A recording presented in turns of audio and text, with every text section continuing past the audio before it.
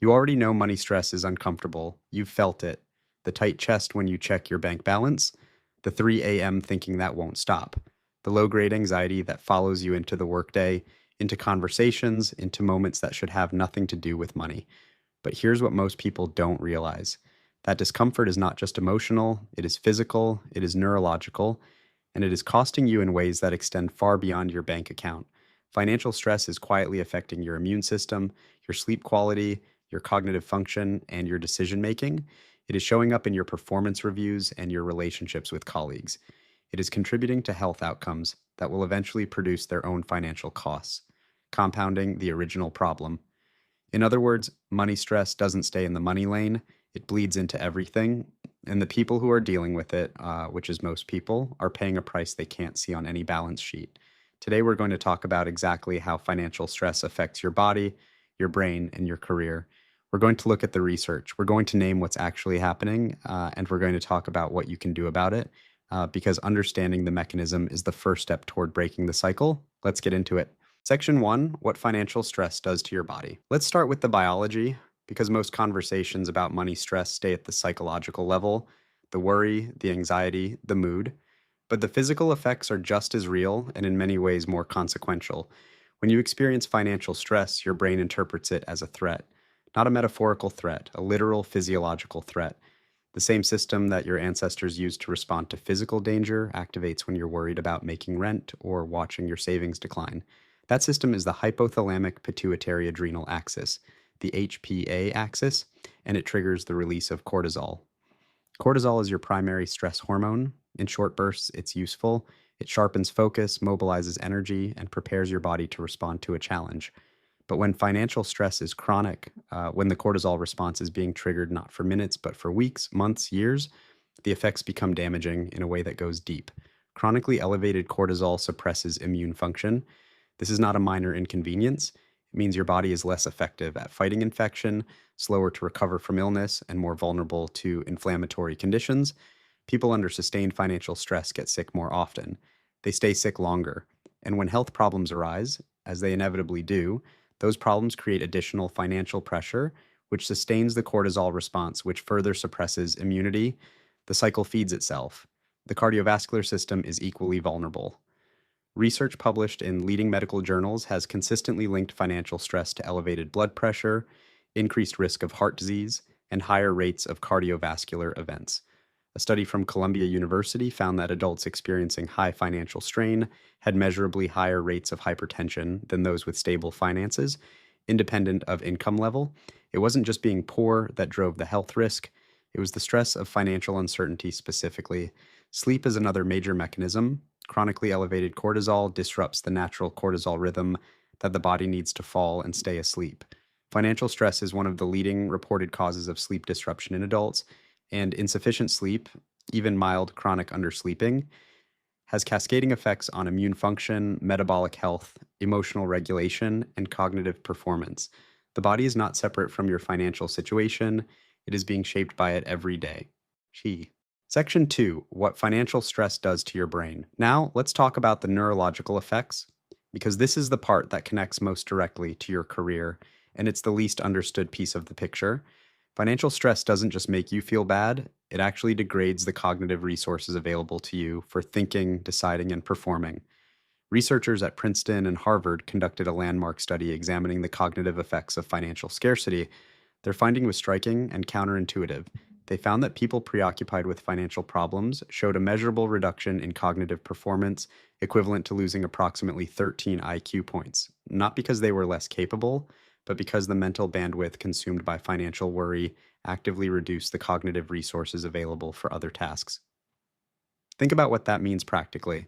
If you are carrying significant financial stress, your capacity for complex reasoning, creative problem solving, and nuanced judgment is operating at a reduced level, not because anything changed about your intelligence, but because a portion of your cognitive bandwidth is permanently occupied by the background noise of financial worry. This phenomenon has a name in behavioral economics, tunneling. When people are under resource scarcity, whether financial, time-based, or otherwise, their attention narrows toward the immediate problem. Things that feel urgent get all the bandwidth.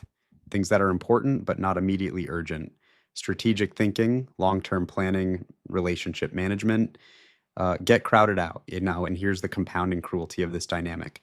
The cognitive resources most degraded by financial stress are precisely the ones most needed to make better financial decisions. Clear thinking, long-term perspective, rational evaluation of options. The stress impairs the very tools you need to address the source of the stress. This is not a personal failing, it is a neurological reality, and understanding it changes how you think about the relationship between financial stability and performance. Section 3, how financial stress shows up at work. Let's make this concrete, because the research is abstract until you see how it actually shows up in the workplace, and once you see it, you can't unsee it. A 2023 study from PricewaterhouseCoopers found that 57% of employees identified finances as the top source of stress in their lives, ahead of work, relationships, and health. Among employees who reported high financial stress, nearly half said it had impacted their productivity at work. Not a small fraction, nearly half. What does that impact actually look like? It looks like distracted performance. The person who is physically present but mentally elsewhere, running financial calculations in the background during meetings, not fully processing what's being said, missing details that they would have caught under different circumstances. It looks like avoidance behavior. Employees under financial stress are more likely to call in sick, more likely to leave early, more likely to disengage from work that requires sustained concentration, not because they don't care about their jobs, but because the cognitive and emotional reserves required for full engagement are depleted by the chronic background drain of financial anxiety. It looks like impaired decision-making. Financial stress narrows perspective. People under its influence are more likely to make short-term decisions that undermine long-term outcomes in their finances and in their careers. They take on additional work without negotiating compensation because they're afraid to risk the income. They avoid asking for promotions because the timing never feels stable enough. They accept conditions they would otherwise push back on because the security feels more important than the self-advocacy. And it looks like interpersonal friction. Cognitive overload from financial stress reduces patience, empathy, and emotional regulation, all of which are invisible but essential ingredients of professional relationships. The colleague who snaps in meetings, the team member who seems withdrawn, the manager who gives feedback more harshly than usual. Financial stress is a plausible contributing factor in patterns that colleagues and managers often interpret as character issues rather than circumstantial ones. Financial stress doesn't just cost you money, it costs you career capital. Section 4, the cycle, how it compounds. Here's why this matters more than most people realize.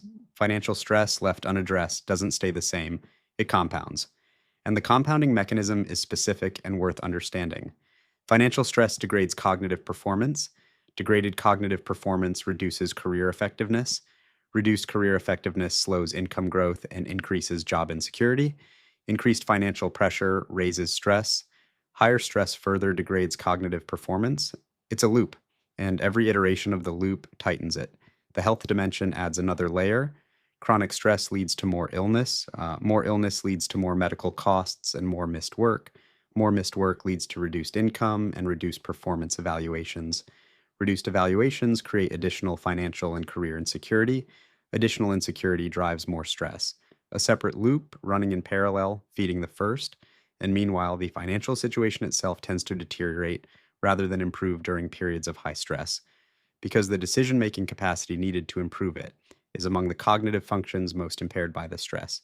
People under severe financial pressure are more likely to take on high-interest debt. They're less likely to comparison shop for services or negotiate expenses.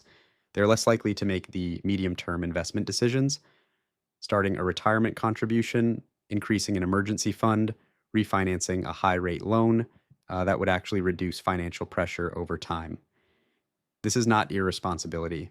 This is tunneling. The bandwidth is consumed by the immediate. The structural improvements that would relieve the pressure over time are perpetually deferred because they require exactly the kind of calm, forward-thinking cognitive state that the stress has made unavailable. Understanding this cycle is not depressing. It's clarifying, because cycles can be interrupted. They can be entered at any point, and the interruption doesn't have to be dramatic to be effective. Section 5, the performance cost in real numbers. Let's talk about what this actually costs over a career, because putting numbers to it changes how seriously people take it. If financial stress is reducing your cognitive performance by the equivalent of 13 IQ points during periods of active financial anxiety, And if that reduced performance translates into even modest differences in career advancement, the compounding effect over a decade is significant. Consider this: an employee who is promoted 1 year later than they otherwise would have been due to performance impacted by financial stress loses 1 year of higher salary, 1 year of accelerated savings, and 1 year of faster career trajectory momentum. In many careers, that single promotion delay costs $30,000 to $80,000 in cumulative income over the following decade, depending on the industry and role. That doesn't count the health costs. The average American in their 30s and 40s who develops a chronic health condition attributable to sustained stress, hypertension, metabolic syndrome, autoimmune conditions, faces lifetime healthcare costs that run well into the tens of thousands. These costs arrive just as retirement planning should be accelerating. And that doesn't count the relationship costs, the personal and professional relationships eroded by the irritability, withdrawal, and reduced empathy that chronic stress produces. The financial impact of financial stress is not limited to the account balance. It ripples into your earning capacity, your health costs, and your career trajectory in ways that dwarf the original financial problem in many cases. This is a compounding problem, which means early intervention produces compounding benefits. Section 6: What actually interrupts the cycle? So, what do you do with this? Because naming the problem without the path forward is just anxiety with better vocabulary. Here's the honest answer: there's no single solution. The cycle is multi layered, and the interventions need to match that complexity, but there are specific, evidence backed approaches that interrupt it at different points. The first interruption: create any financial floor. Research consistently shows that even small improvements in financial security produce disproportionate reductions in stress. The relationship between financial stability and psychological well being is not linear, it's logarithmic. The greatest gains in stress reduction come from moving from no cushion to a small cushion, not from moving from wealthy to wealthier. A $1,000 emergency fund doesn't solve everything, but it changes the cognitive experience of daily financial life meaningfully. It removes the immediate crisis level anxiety that consumes the most bandwidth. And removing that acute anxiety, even partially, frees up cognitive resources to make the next improvement. This is where the cycle can first be interrupted. One realistic financial floor, one small automated savings contribution that begins to build the buffer. The psychological return on that first $500 or $1,000 of emergency savings is higher per dollar than almost any other financial action. The second interruption: name the stress explicitly. This sounds simple, it is not trivial. Research on stress and cognitive performance shows that explicitly naming and labeling a stressor, rather than suppressing or avoiding it, reduces its neurological intensity. The act of articulating, "I am financially stressed and here's specifically what is causing it," engages the prefrontal cortex, the rational planning part of the brain, and partially disengages the threat response system that is generating the cortisol. Practically, this means writing down the specific sources of financial anxiety, not the vague feeling of being behind, the actual specific numbers and situations: the $4,200 on the credit card at 24% interest, the car repair that cost $1,800 last month, the paycheck that doesn't quite cover expenses until the last week of the month. Specific problems can be addressed, vague dread cannot. And the act of making the problem specific changes your neurological relationship with it. The third interruption: protect sleep as a financial strategy. This sounds tangential, it isn't. Sleep is the single most powerful cognitive recovery tool available to humans. It is free, it does not require money, and it directly restores the executive function, emotional regulation, and decision-making capacity that financial stress depletes. Prioritizing 7 to 8 hours of quality sleep, treating it as non-negotiable rather than as a luxury to be sacrificed when life is hard, is one of the highest leverage interventions available to someone trapped in the financial stress cycle. Better sleep improves cognitive performance. Better cognitive performance improves decision making. Better financial decisions reduce financial pressure. Reduced financial pressure reduces stress. Reduced stress improves sleep. You can enter the positive version of the cycle the same way you entered the negative one at any point. The fourth interruption: separate the financial problem from your identity. One of the most insidious features of financial stress is the shame it carries. In a culture that equates financial success with personal worth and intelligence, financial difficulty feels like a verdict, not a circumstance. That shame drives avoidance. Avoidance prevents the specific thinking needed to improve the situation, and the situation continues to deteriorate, while the shame of examining it keeps people from looking at it clearly. Financial difficulty is a circumstance. It is not a verdict on your worth or your intelligence. The research on cognitive impairment under financial stress makes this explicit. Intelligent, capable people make worse financial decisions under sustained stress, not because they are less capable, but because their capabilities are being suppressed by the stress itself. Separating the problem from your identity doesn't fix the numbers, but it removes the shame that prevents you from examining the numbers clearly. And clarity is the beginning of every financial improvement. Section 7, the career protection piece. Let's come back to the career dimension specifically, because this is where most people have the most immediate leverage. If financial stress is degrading your cognitive performance at work, and the research says clearly that it is, then managing that stress is not just a wellness issue. It is a professional development issue. It is a career protection strategy, a few specific practices that create meaningful protection. Separate work time from financial anxiety time. Research on cognitive compartmentalization shows that setting specific, bounded times to think about finances, rather than allowing financial worry to bleed continuously into the workday, reduces the performance impact of financial stress. A defined 20-minute window in the evening to review finances, plan, and problem solve is significantly less disruptive to cognitive performance than the continuous low-level background processing that most financially stressed people experience during work hours. Build the emergency fund before you optimize anything else. The emergency fund is not just a financial tool, it's a cognitive tool. A buffer that covers 1 to 3 months of expenses changes your relationship with work significantly. You're less afraid to advocate for yourself, less afraid to push back on conditions that aren't working, less afraid to take calculated professional risks, the kind that often produce career advancement, because you know that a single setback won't cascade into a financial crisis. The employee without a financial cushion is often a less effective advocate for themselves than their capabilities deserve, not because they're less talented, because the fear of financial instability makes the cost of professional risk feel prohibitive. Address financial problems before they reach crisis level. One of the most damaging features of the financial stress cycle is that people often wait until a problem becomes a crisis before addressing it. Because addressing it earlier requires confronting something uncomfortable, the cognitive cost of that avoidance compounds over time. A problem that could have been resolved with modest discomfort at $2,000 becomes a crisis requiring significant disruption at $12,000.